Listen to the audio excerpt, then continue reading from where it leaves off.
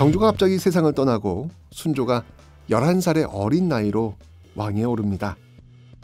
어린 순조를 대신해 영조의 계비였던 정순왕후가 수렴청정을 하게 되는데요. 하지만 김조순이 순조의 장인 되면서 권력은 안동 김씨 손으로 넘어가게 됩니다. 사실 김조순의 딸을 순조의 비로 정한 것은 정조인데 순조 즉위 후 김조순을 중심으로 한 안동 김씨가 본격적으로 권력을 장악하면서 세도 정치가 시작됩니다. 19세기에 이르러 조선의 정치는 특정 붕당이 아니라 이 왕실과 혼인 관계를 맺은 몇몇 가문이 권력을 독점하는 세도 정치로 변모합니다. 이 세도 정치는 순조, 헌종, 철종 3대 60여 년간 이어지고요. 외척 세력이 주요 관직을 독점해 국정을 좌지우지하면서 왕권은 추락합니다. 한편 정순왕후 수렴청정식이 장용령이 폐지되면서 순조는 자신의 군사 기반을 잃게 되었고요. 이를 기회로 삼아 세도 가문은 훈련도 가문을 비롯한 여러 군영의 지휘관을 장악합니다. 국방 문제를 처리하는 상설기구였던 비변사는 양난을 거치며 국정 전반을 다루는 최고 통치기구가 되는데요. 이 비변사 역시 세도 가문이 장악하죠. 세도 가문은 한 손에는 정치, 한 손에는 군사를 쥐고 권력을 행사합니다.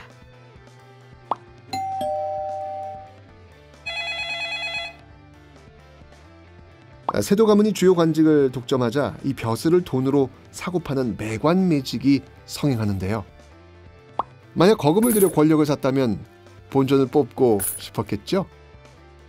돈을 들여 관직을 살 관리들은 백성의 고요를 더욱 짜냈고요. 이 과정에서 수취체제가 완전히 무너지게 됩니다. 삼정의 문란이 나타난 것이죠. 삼정은 전정, 군정, 환곡을 말하는데요. 여기서 총체적인 부정과 비리가 나타나는 겁니다. 농사짓지 않는 토지에도 세금을 매기고 어린아이나 심지어 죽은 사람에게도 군포를 매깁니다. 이렇게 관리들의 부정부패가 극심해지자 일반 백성들은 점점 살기 힘들어졌겠죠. 결국 못 살겠다라는 아우성이 터집니다. 이 무렵 이양선이라 불리는 서양 선박이 나타나서 통상을 요구하기 시작합니다. 이로 인해 백성의 불안과 위기의식은 더욱 높아졌고요. 그럼에도 불구하고 세도 정조는 자신들의 배를 불리는 것에만 관심을 가집니다. 백성들은 가만히 있지 않았습니다. 초반에는 관청에 가서 호소하거나 부당하거나 억울한 사실을 알리기 위해 벽에 쓰거나 종이에 써서 붙이기도 하고 소장료를 깎거나 납세를 거부하는 등 소극적으로나마 불만을 표출합니다.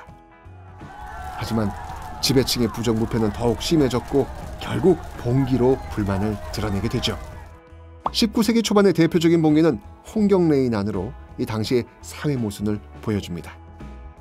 몰락양반인 홍경래가 봉기를 주도했고요. 여기에 하층민이 가세합니다. 홍경래의 난은 서북 지역에 대한 차별과 지배층의 수탈에 저항해서 생긴 봉기인데요. 비록 관군에 밀려 5개월여 만에 진압됐지만 그 뒤에 농민봉기에 큰 영향을 끼치게 됩니다. 이후 크고 작은 봉기가 전국적으로 이어지다가 19세기 중반 철종 때 임술농민봉기로 빵 터지게 됩니다. 임술봉기는 진주에서 시작해 삼남 지방의 70여 개의 고을로 번졌고요. 전국적으로 확산됩니다. 진주농민봉기는 진주 지역 관리들의 부정부패에 항거해 유계춘이라는 인물이 주도했는데요. 농민들이 가세 삼정의 문란을 바로잡으라고 정부에 요구합니다. 농민봉기가 전국적으로 확산되자 당황한 정부는 서둘러 대응책을 내놓습니다. 우선 이 사건 발생 지역에 안핵사를 파견해 사태를 수습하게 합니다. 또 정부는 각 지방에 암행어사를 보내 부정을 저지르는 지방관을 색출하죠. 이와 같은 암행어사의 노력에도 근본적인 해결은 불가능했습니다. 이미 부정부패가 사회 전반에 만연했기 때문이죠. 정부는 봉기의 원인인 삼정의 문란을 해결하기 위해 관청을 만드는데요. 진주 안핵사였던 박규수의 건의에 따라 만들어진 것이 삼정 이정청입니다. 박규수는 봉기를 수습하면서 농민이 들고 일어날 수밖에 없음을 알게 되었거든요. 삼정 이정청은 1862년 5월에 설치됐지만 그해 8월에 문을 닫습니다. 흐지부지 된 겁니다. 아직도 지배층은 정신 못 차리네요.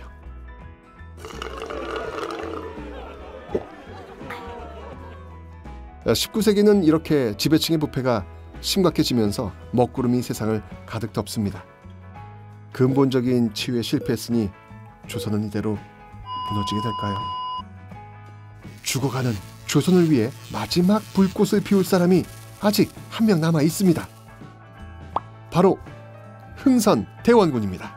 이 권에서 첫 번째로 만나게 될 인물입니다. 여러분, 이 책의 마지막 장을 덮기 전 이 단어 하나만 가슴속에 담아주세요. 소통.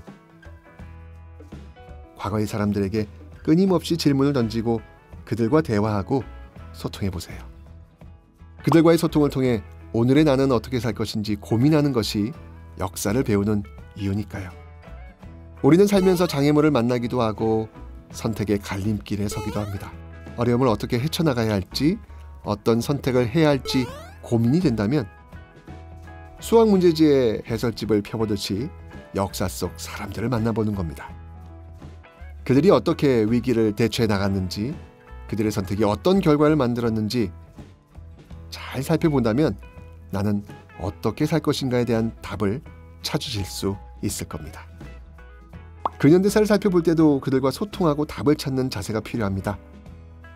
그들이 일군 역사 속에 어떻게 살 것인가에 대한 그들의 고민이 묻어있기 때문이죠.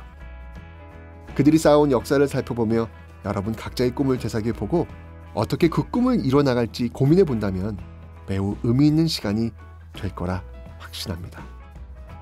이 책과 함께한 시간이 한국사 공부뿐 아니라 인생에도 의미 있는 시간이 되었기를 바라며 이 한국 전 근대사의 대장정을 무사히 마친 여러분에게 박수와 사랑을 보냅니다. 그리고 기억해 주세요. 역사는 사람을 만나는 인문학이라는 것을.